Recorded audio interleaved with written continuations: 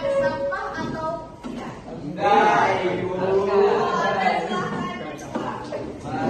Ada sampah. Ini dulu nih.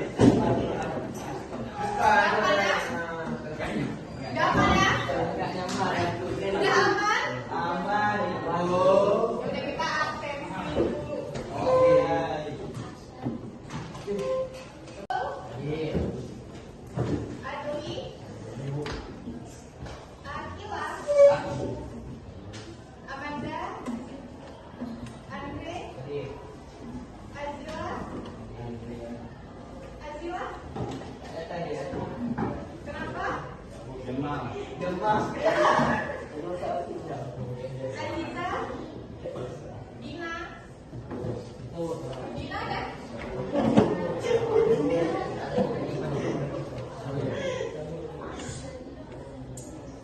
Virial, Hairunisa, Arya, Hadir. Ariski, Hadir. Indra Gunawan, Hadir. hadir nggak? Hadir. Mary, Muammar, Hadir. Fahril, Firmansyah, Rajatul, Raffi, Raffi, nggak ada. Reza, Zulfan, Nurul, Nurul, Raditya, Rizky, Randy, Rosa, Saskia, Satria, Safrizal, Faiz, ada. Audi, Audi, oke. Tanya tentang materi kemarin. Kemarin kita belajar tentang apa? Tentang penjajahan Jepang. Apa yang kalian ketahui tentang penjajahan Jepang?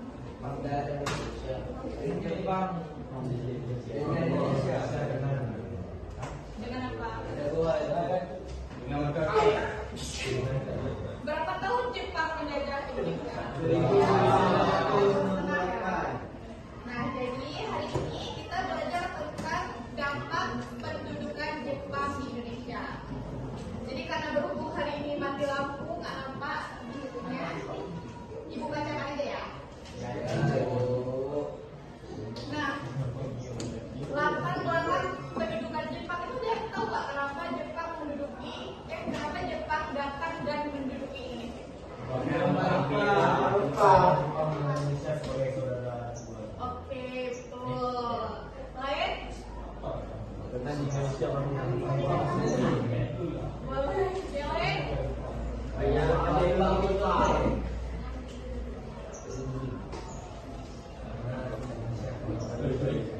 Jadi di sini Ibu mau membahas ada 3 sebab mengapa Jepang itu datang dan menduduki Indonesia. Yang pertama itu ada krisis ekonomi global.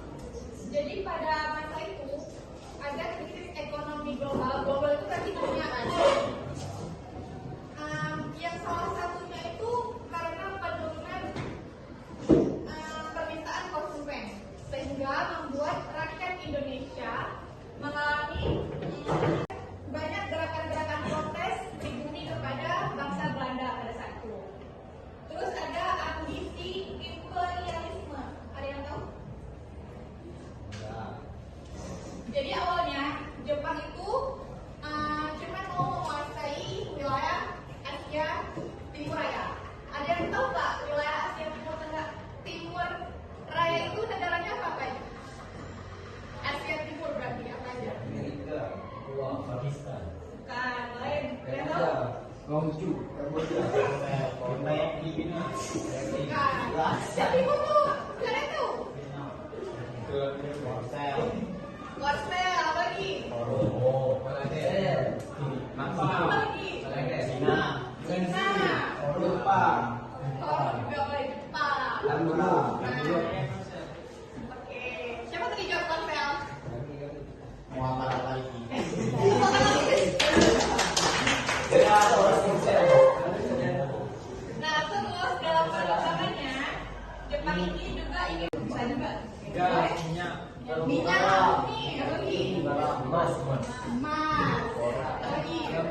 Batu bara. Batu bara.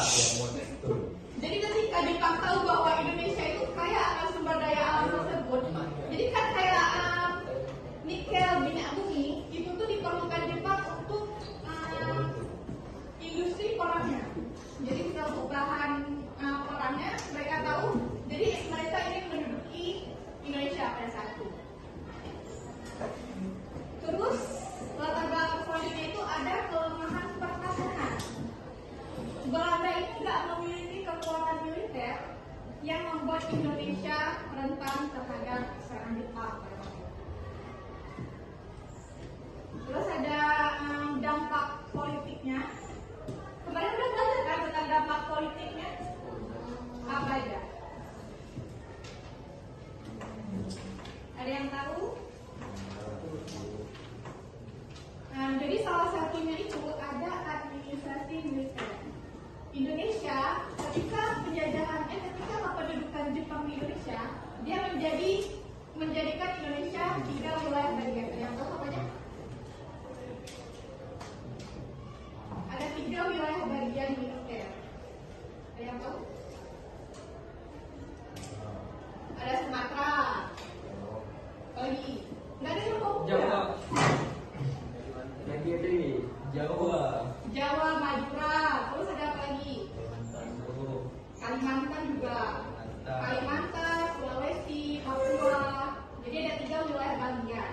Hal ini bertujuan agar Jepang bisa mudah untuk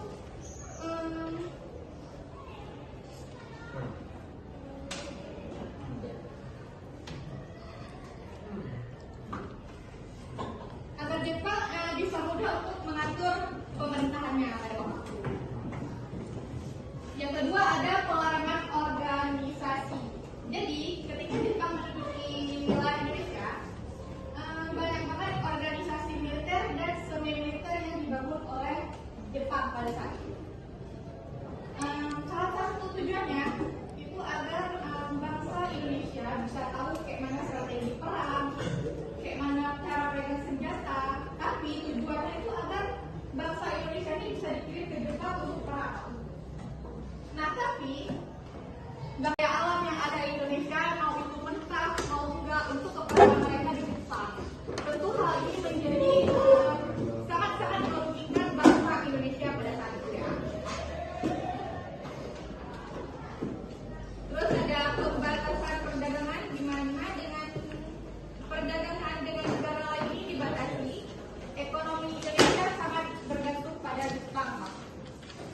Terus ada inflasi tinggi, di mana uang dicetak tanpa kendali hingga menyebabkan inflasi dan harga-harga di Indonesia menolak saja.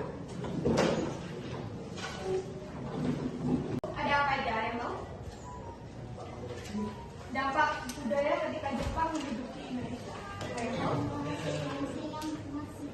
Perubahan bangsa. Betul. Itu tadi perubahan apa kata? Jadi ada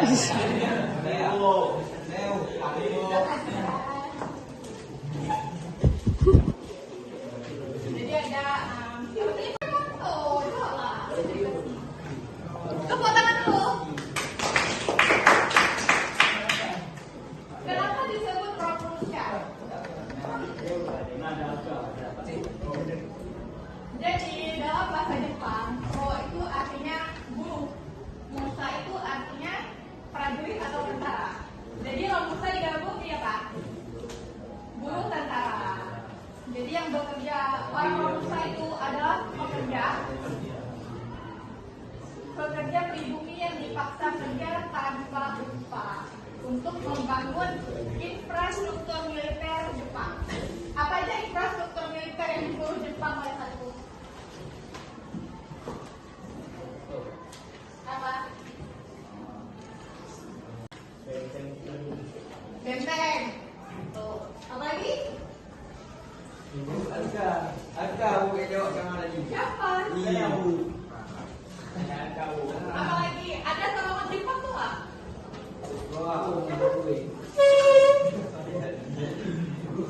Terowongan Jepang, pelabuhan. Orang Jepang itu menyuruh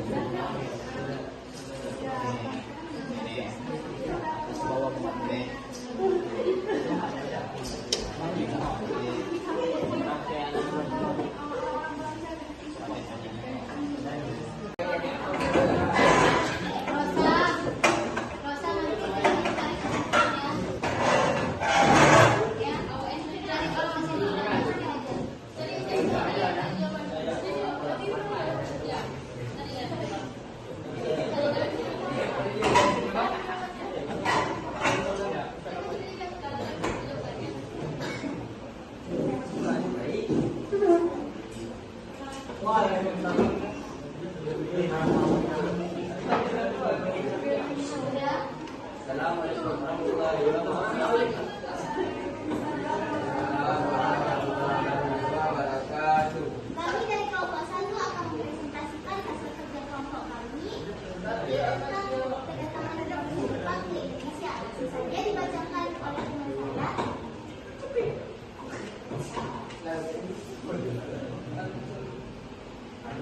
Soal yang pertama, menjelaskan bagaimana politik Jepang dalam menarik simpati Bank Indonesia.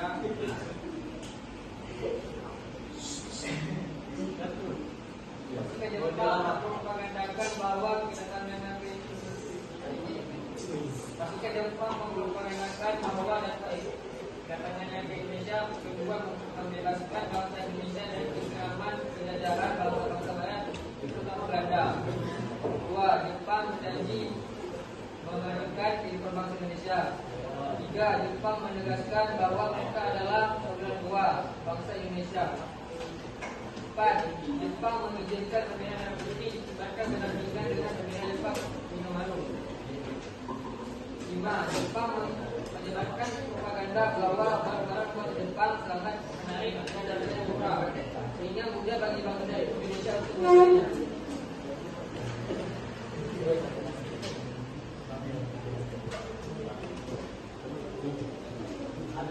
Bagaimana pengaruh pemerintahan Jepang dalam bidang politik? Perubahan istilah-istilah dalam tatanan atau struktur pemerintah. Terjadi kerjasama antara tokoh-tokoh nasionalis Indonesia. Penghapusan organisasi pergerakan nasional yang muncul pada masa pemerintah kolonial Belanda. Orang-orang Indonesia menduduki jabatan pemerintah. baik, soal nomor 3. Adakah pengaruh pemerintah Jepang yang masih dirasakan oleh masyarakat Indonesia pada saat sampai pada masa ini? Jawabannya ada. Salah satu pengaruh pemerintah Jepang yang masih ada di saat ini adalah penamaan nama kota dengan campur tangan pemerintah Jepang. Sekian dari presentasi kelompok kami akan memberikan kesempatan di 2 pertanyaan. Ada pertanyaan? Tidak ada.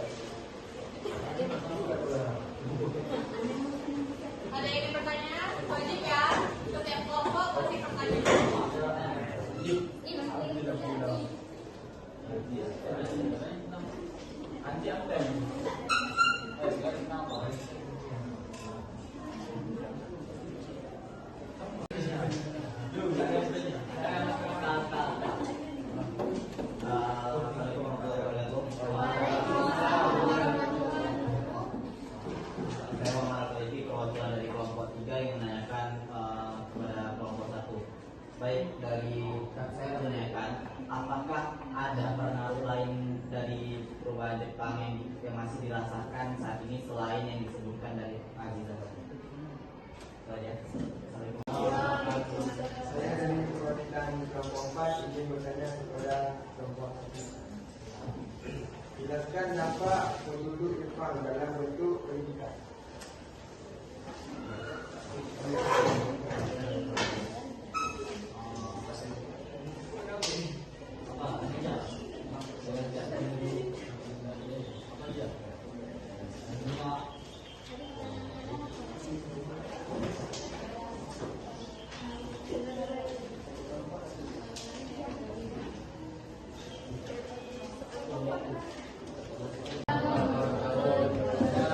Perwakilan dari kelompok 2 ingin bertanya kepada Bapak.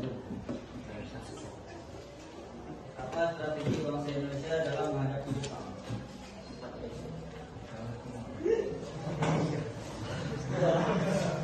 Strategi informasi. Menjawab soal strategi Indonesia dalam menghadapi Jepang. Soal dari kelompok 2. Strateginya ada 2, strategi kooperatif dan strategi perlawanan. Strategi apa bisa diterima? Penjelasannya apa?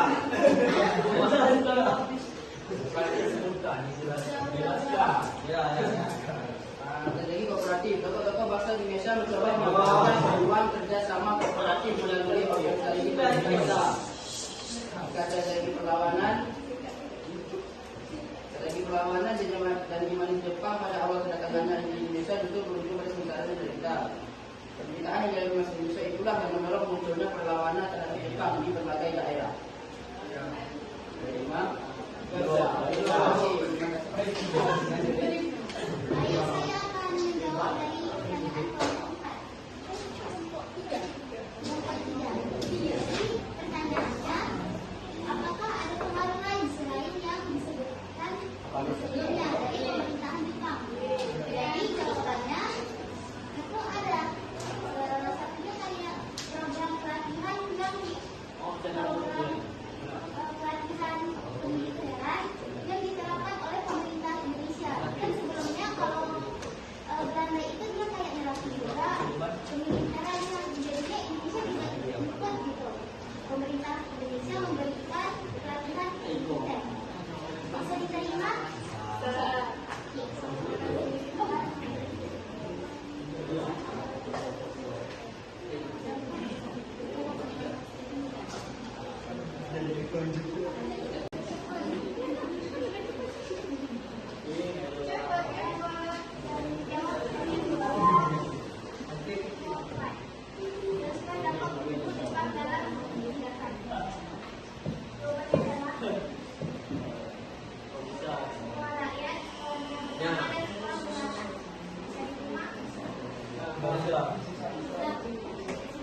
Kesimpulannya, selama menduduki negara Indonesia, Jepang membuat berbagai macam kebijakan yang sewenang-wenang sehingga berdampak pada kehidupan rakyat Indonesia. Kebijakan Jepang tersebut berdampak pada segala bidang seperti bidang ekonomi, bidang sosial, bidang budaya, bidang politik, bidang militer, kebudayaan, dan kebahasaan. Namun, nyatanya tidak semua kebijakan Jepang merugikan rakyat Indonesia. Beberapa di antaranya memberikan dampak positif. Walaupun demikian, beberapa dari kebijakan Jepang didominasi oleh dampak negatif. Baik, sekian dari presentasi kelompok kami.